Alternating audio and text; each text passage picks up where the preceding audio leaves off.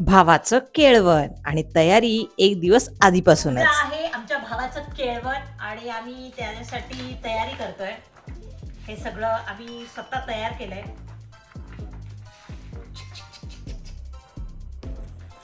चलो आज रात को डेकोरेशन का काम.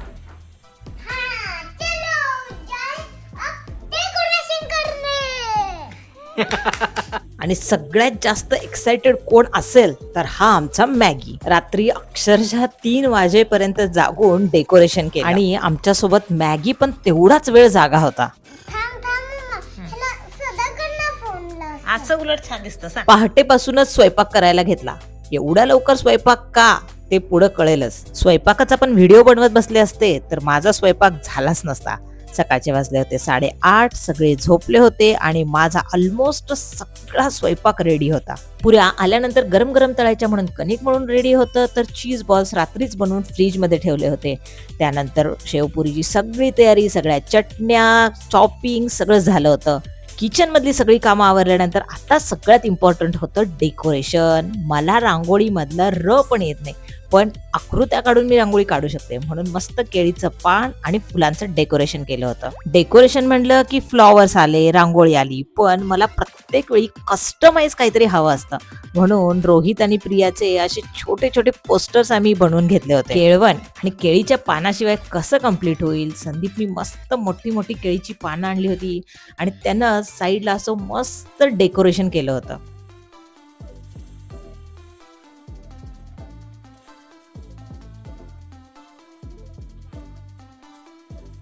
आणि या सगळ्यात मॅगी कुठं होता असं विचारलं तर हा मस्त टीव्ही बघत बसला होता. खाली आलेत हे कळाल्यानंतर मी ताट घेऊन रेडीच होते. किती वेळ वाट बघत होतं. हे लोक काय वर येत नव्हते. गेले 15 मिनिटं आम्ही दरवाजात उभारून वाट बघतोय रिएक्शन रेकॉर्ड करण्यासाठी. नको भाई आने का एक्साइटमेंट इतना अभी तक कभी नहीं था. इतना इंतजार तो मैंने उसका पैदा होने के टाइम भी. दीर्घ प्रतीक्षेनंतर जेव्हा हे दोघं आले, किती मस्त रे. माझ्या लग्नानंतर अवघ्या 7 वर्षानंतर घरात शुभ कार्य होत होतं. भावाचं लग्न गेले कित्येक वर्ष झालं आम्ही या दिवसाची वाट बघत होतो आणि शेवटी हा दिवस येणार आहे तर खूप आनंद होत आहे. आणि मेन म्हणजे भावाचं केळवण करणं हे माझं एक ड्रीम होतं. या दोघांचं औक्षण करून यांना घरात बोलवलं. मॅगी आधीच हातात पाकळ्या घेऊन रेडी होता मामा मामीच्या अंगावरती टाकायला. पण जेव्हा मामा वाकून म्हणाला माझ्या डोक्यावरती टाक, नाही, मॅगीनी फक्त मामीच्या डोक्यावरती पाकळ्या टाकल्या. नाईस भाई साहब. दोघांनाही क्रिएटिव्ह डेकोरेशन खूप आवडलं. वेट वेट वेट, हे काय माग? ही पण आली ही पण आली तर आवडतं.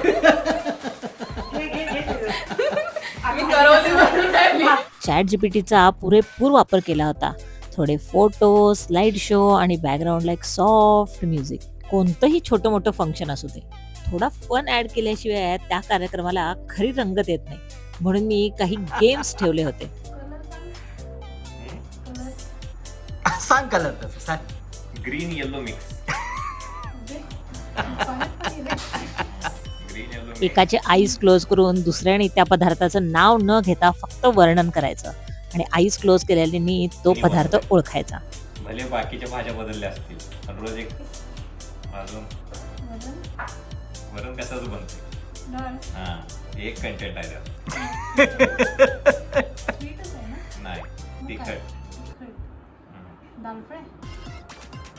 कोरड आहे. हे आपण चपाती सोबत खायचं. एकदम कोरड कोरड असं होतं नाही करणार.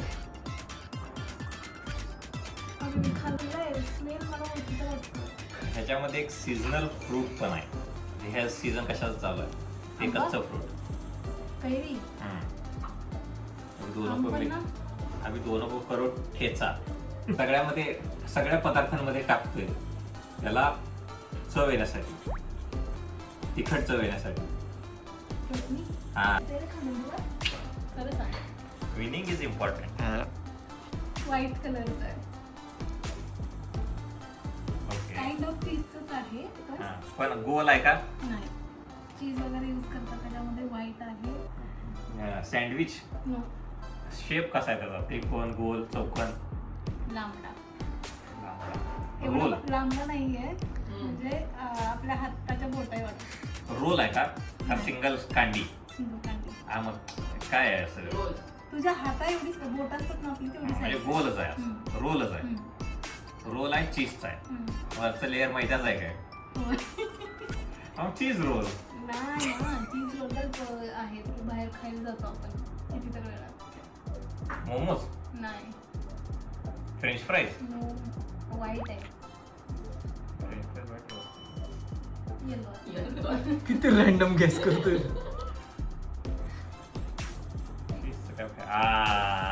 पास्ता. ओके झाले सगळं मिक्स ओके. Liquid, solid. दोन्ही मिक्स मतलब असं ग्रेव्ही टाईप आहे का? नाही मतलब लिक्विड आणि सॉलिड दोन वेगळे वेगळे आहेत. हा, हा snack time ओके. ला खाऊ म्हणजे शकतो. लिक्विड मध्ये सॉलिड आहे. सॉलिड मध्ये लिक्विड पाणीपुरी, नाही कचोरी. नो सॉलिड मध्ये लिक्विड आहे. सिमिलरच सॉलिड सॉलिड गोल आहे काय? होय सॉलिड गोल आहे. नाही चपट आहे चीज बॉल्स. काय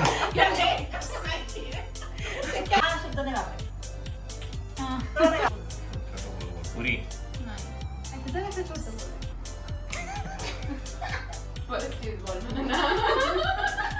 चीज बॉल पेक्षा पण छोटं बोलवलं पेढे. नाही त्याच्यापेक्षा छोटं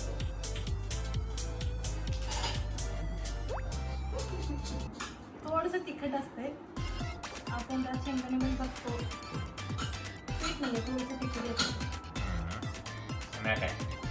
नाही चपाती बरोबर खायचं. नो असं काय? हां दह्याबरोबर खाऊ शकतो आज खाऊ शकतो मी ते. मंडेला आणि आज खाऊ शकतो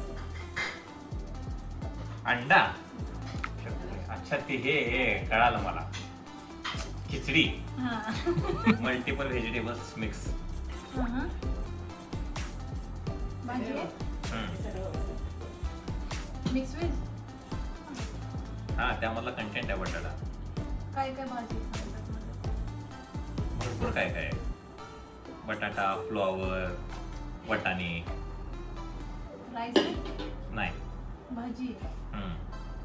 रोज रोज बनते, सॉलिड असते. रोज बनते रोज. डाळ अजून काय बनते?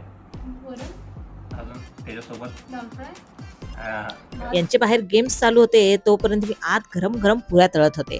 पाव गरम केले, सगळ्या भाज्या गरम केल्या आणि यांना सर्व करायला सुरू केलं. बरं स्वयंपाक काय केला होता असा प्रश्न डोक्यात आला असेल तर मी सुरुवातीलाच सांगितलं होतं की स्वयंपाक करताना मी व्हिडिओ बनवला नाही कारण हेच 1, 2, 3, 4.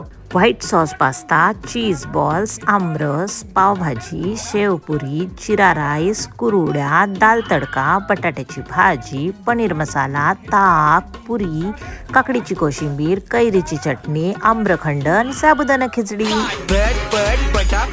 मेन लोकांचं जेवण झाल्यानंतर पहिला कम्फर्टेबल कपडे घातले आणि मारत आमरस कधी डोळ्यात आलं कळालंच नाही. तिघी पण जशा बोलत पडलो होतो तशाच झोपल्यानंतर थोडा चहा वगैरे केला आणि परत राहिलेले गेम स्टार्ट केले. गेम होता मी एक क्वेश्चन विचारणार त्याचं उत्तर दोघांनीही मला टाईप करून पाठवायचं. दोघांचं उत्तर मॅच होतंय का बघायचं. आणि माझ्या भावाला वाटलं मी लग्नाच्या आधीच त्यांच्या दोघांची भांडण लावते. तुम्ही फर्स्ट टाइम भेटला तेव्हाची डेट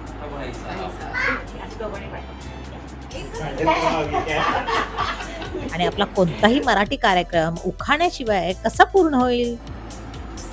मॅगीला त्रास देते त्याची हर्षा मम्मी म्हणून आता त्याच्यासाठी आणणार की प्रिया मामी.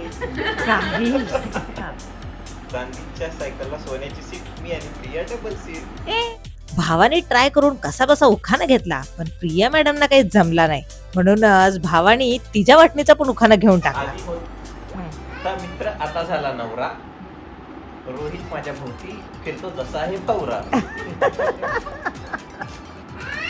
जेवण केल्या केल्या एवढी सुस्ती आली की आम्ही आहेर करायचं विसरूनच गेलो म्हणून आत्ता आहेर केला. आणि कधीच न झुकणाऱ्या माझ्या भावाला माझ्या जबरदस्तीने पाया पडायला लावलं. माझ्या लग्नातही त्यानं माझ्या पाया पडला नव्हता.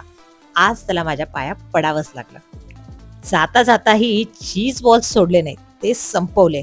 आणि अशा पद्धतीनं हा आमच्या भावाचं पहिलं केळवण खूप छान झालं आणि ठेवून गेलं मागे गोड अशा आठवणी.